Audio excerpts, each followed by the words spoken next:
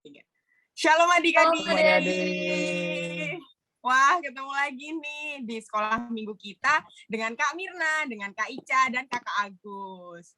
Nah, teman-teman, pada pertemuan hari ini kita akan bersama-sama belajar dan mendengarkan cerita tentang bagaimana sih hidup kita semua, hidup manusia di dalam Tuhan. Sebelumnya, kita udah tahu kan kalau misalnya kita hidup di dunia ini, itu ada yang menciptakan. Kira-kira siapa sih yang menciptakan kita?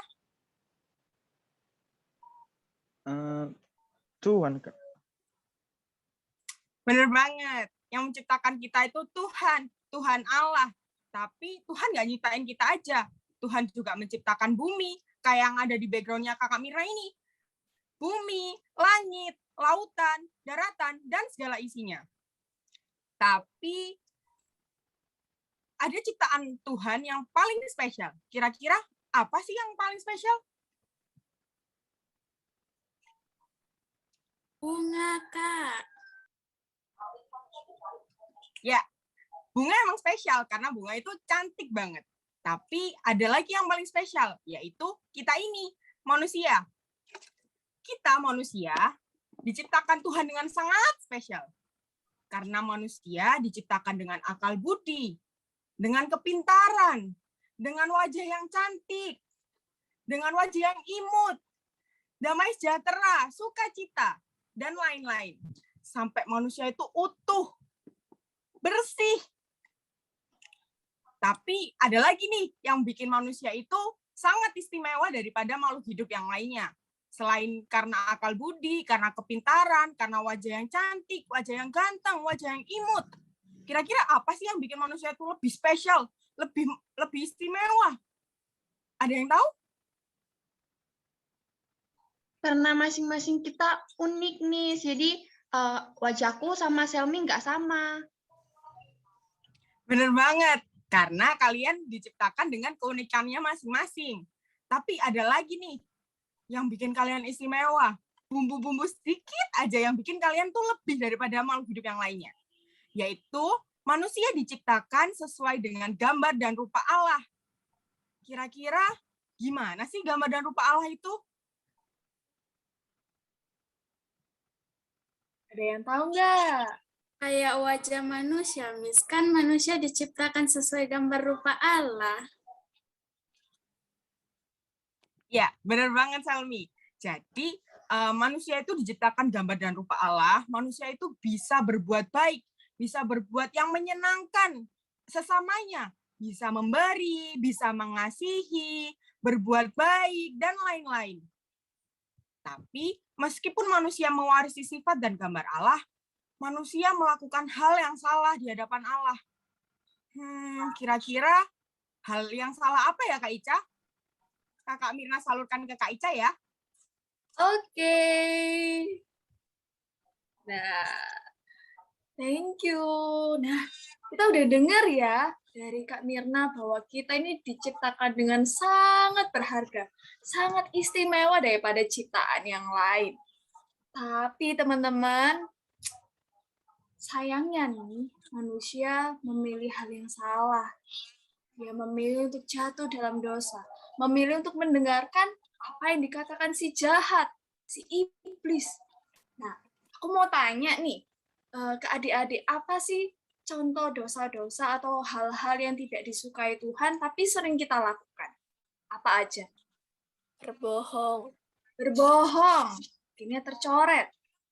Apalagi? Memukul teman. Oke, apalagi? Mencuri. Mencuri. Ada lagi? Mengejek teman. Mengejek. Oke, sampai semuanya tercoret ya. Dan sampai pada akhirnya, mari kita lihat.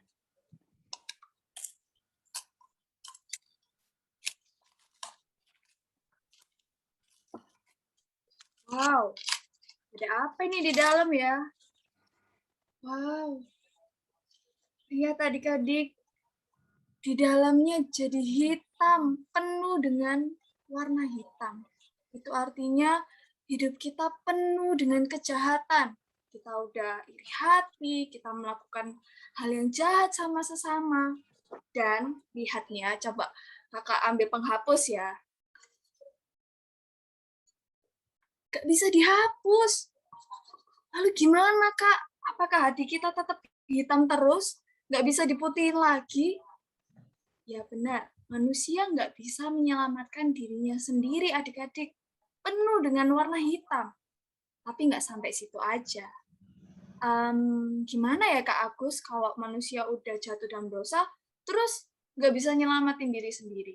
Gimana ya Kak? Aku salurin ke Kak Agus ya.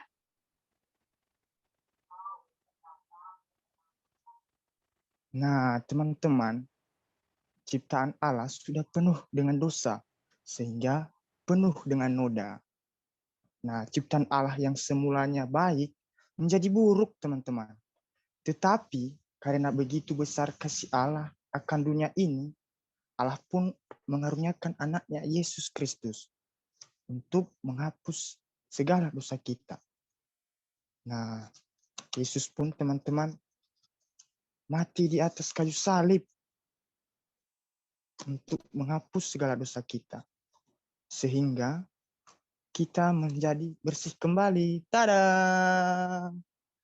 Nah, ini teman-teman, dosa kita telah dibayar dengan harga lunas oleh Tuhan.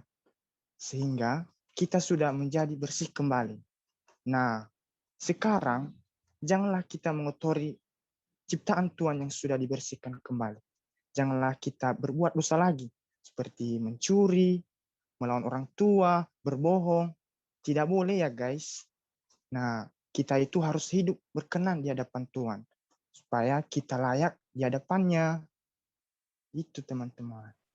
Oke adik-adik, kita sudah mendengarkan ya ceritanya bahwa kita ini diciptakan sama Tuhan tuh dengan sangat istimewa. Tapi sayangnya kita memilih hal yang salah, kita sering jatuh dalam dosa, melakukan hal yang nggak disuka sama Tuhan. Kayak kita tadi, contoh-contohnya yang sering kita lakukan ya.